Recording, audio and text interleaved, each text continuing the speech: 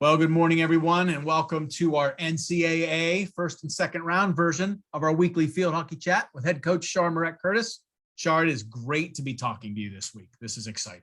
Yeah, absolutely. It's been a couple of years since we've even had a full NCAA tournament, so we're excited to be a part of it, and obviously, excited with our seeding. But we obviously recognize how strong this field is. Everybody's bracket is just so tough. So nobody can point at one bracket or the other and say, well, this seems to be an easier route. At this point, field hockey only getting really 16 teams in the national championship tournament is going to be a dogfight. Yep. So, we're heading down to Maryland. We've got a tough first round game in Syracuse. I know we scrimmaged them this fall or the end, beginning of the season. Talk a little bit about what you know about the Orangemen and what you think will be different from when you saw them in the scrimmage. Well, they have a really strong backfield. They've got a couple of international players with experience, and hold on, let me close this door. Sorry. That's all right. Okay. All right, we're good.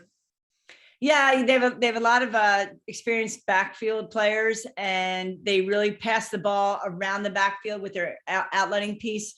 So we really have to be keen with pressing. Like if anybody's seen us play this year, we love to get pressure on the ball. We love to run.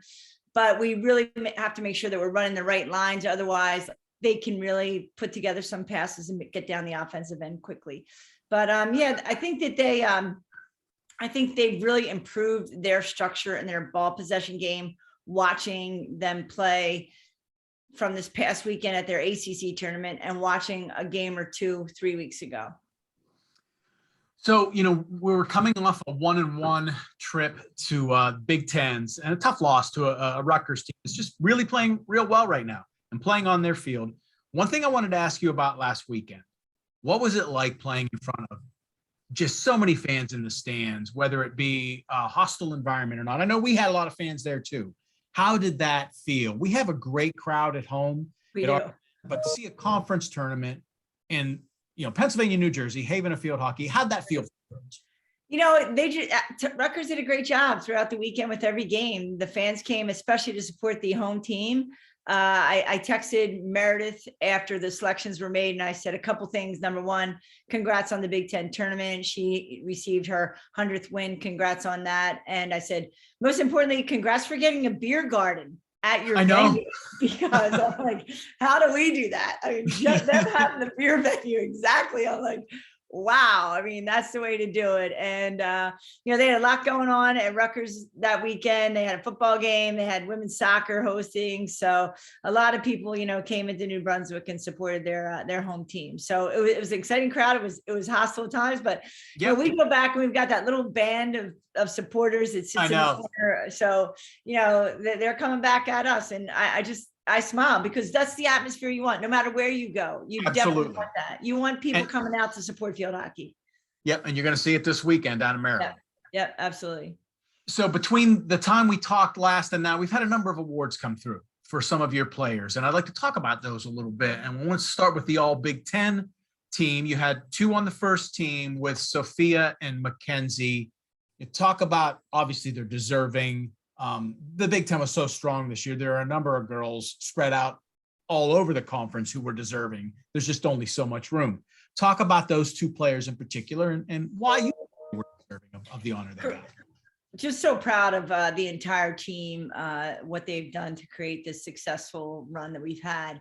Definitely Sophia Gladio is someone that you notice. I just was at a head coaching meeting, and the golf coach is talking to me about her swing and her mechanics, and Russ Rose is like, wow, that girl is just amazing. She's like legit, and she is a unique scorer. And I think we've seen a lot of field hockey played this fall. You'll see that she is has that talent on her back end. She's really, I'd say the past 2-3 weeks, she's really improved her defensive game, which has really helped create those counterattacks for us. And then Mackenzie just does a really nice job distributing the midfield. She's a smart, savvy player. You saw her put away the overtime goal against Michigan. Obviously, she's a well-known player in our conference, but she's very team oriented. So I think that while she's dangerous, she's still very team oriented for the success that we've had at Penn State, which is awesome. And then Elena Voss, second team.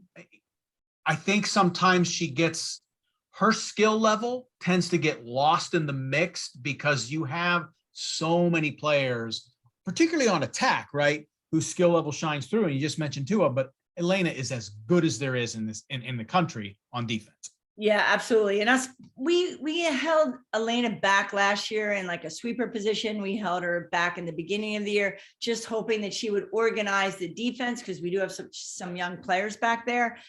But what we felt putting those younger players in that defensive mid position just couldn't communicate to the middies to stop things up the field a little earlier. So Elena has done that. You see her just all of a sudden come out of nowhere and put a great block tackle on. And now she's transitioning into the attack. So she's really improved her game and she's improved her communication skills. So she is someone that you totally recognize from a defensive standpoint. And then the other award that was, announced that week was the Team Sportsmanship Award. That was Hannah Zemaitis. And talk a little bit about, Hannah is so enthusiastic and right. She's so upbeat and she seems to be, and when she's extremely effective, right? But she seems to be her personality is almost like a glue that is just keeping everyone moving forward and upbeat. And I want you to talk a little bit about Hannah and what she brings to the team this year. Right. Hannah contacted me after her sophomore year in Hofstra about transferring to Penn State. Her brother went to Penn State. Her parents are extremely avid Penn State fans. And they met with me at the Creamery and all they asked for was an opportunity. We had graduated a bunch of players and we were looking for some players and a lot of endorsements from Hannah's club coaches. So, when you meet her personality, you meet the parents and you just know that this is someone who's always going to work hard and be a true team player. And that's what she's become. That's what she was, but even better, she became this better player. She improved with those around her. She played and started the entire Northwestern game except overtime when Anna Simon was hurt and stepped in and did a fabulous job. And again, I think if we didn't have the quarter format with our game times, if we had played 2 35-minute halves like we used to do like 4 years ago instead of the 2 15s, these players would be getting more playing time. Yeah. But what they bring to practice, and especially Hannah, and just that enthusiasm, I'll do whatever it takes attitude is what we thought as a coaching staff. She was so deserving. Yeah, no doubt. And then the other thing that came, after the Big Ten tournament, we've already talked, you had 2 players on the all tournament team. We've already talked about Sophia.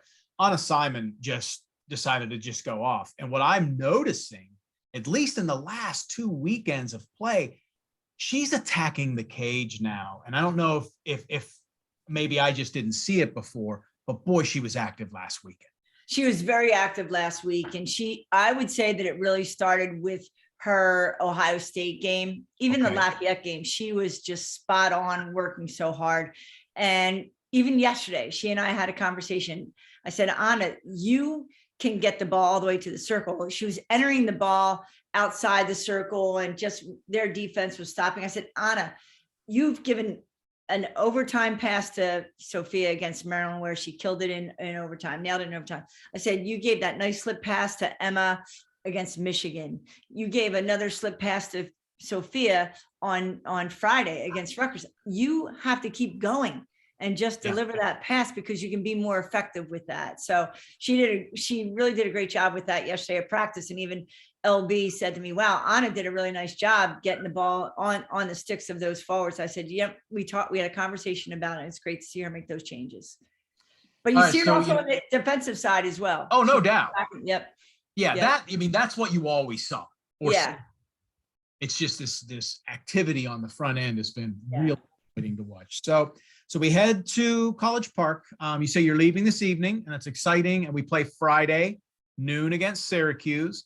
Live stats we know, and we're planning. We've been told that the NCAA.com will have a stream at their tournament page so people can watch it. And we are looking forward to the potential of not just that game, but Sunday. Sunday's game, when we win, will be 1:00. Same setup, and that's against 2 teams you've seen, Maryland and Virginia. So before I let you go and get about the business of getting ready for this tournament, talk about the strength of your regional setting overall. All 3 teams plus us. It's wild. Right. with the Big Ten being so strong this year, and regionally, you have two out in the Midwest with Iowa and Michigan, well deserving. And unfortunately, we couldn't host because of the Michigan football game. But Maryland, I would say, was right at that 5th seed place, knocking on the door. So I'm happy that we're going to Maryland because we've been there many times in our NCAA tournaments, but we played there this year. We're familiar with the field. Maryland is a very, very strong team as well. Our first game overtime, our second game by 1 goal. Virginia was an overtime game. So it's really going to be a battle in every bracket. It would be, we're certainly not betting people because we're coaches and we're not allowed to bet, but I don't know that you could clearly say out of any of the 4 regions that this team is going to win that region. I think it's the team that's going to show up feisty, hard, keep composure throughout the game that's going to win the game. Obviously, as we all know, it comes down to goaltending. Bree's been really strong for us the past couple of weeks. So, we like our chances there, but we have to play great defense and make the most of our opportunities on attack. Yeah, well, it's going to be exciting. Really looking forward to it. This is one of the strongest fields I think we've had in recent memory.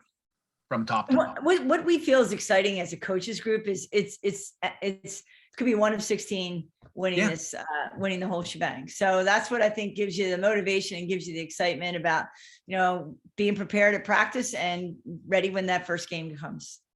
And it makes you wonder, teams across the country, for the most part, have been playing field hockey competitively at the collegiate level since February. Boy, what that has done to the level of play this fall. Right. And you also have, we call them the COVID kids or the COVID shirts. That got that extra year. So there's just, it'd be great if our US team had a feeder program after the college season, after your career ended in college, that there was another league, because what happens is these players go on to their careers and they don't keep playing. And that's why our team, we're not the club systems that they have in Europe, where they're playing when they're 22, 23, 24, 20, whatever. And, boy, if we could get that in the US, that would really help our national team. Yep. All right. Char, great. I'm excited. We will talk to you Friday after the game, and good luck. All right. Thanks, Pat. Take care, Tom. Yep. See ya. So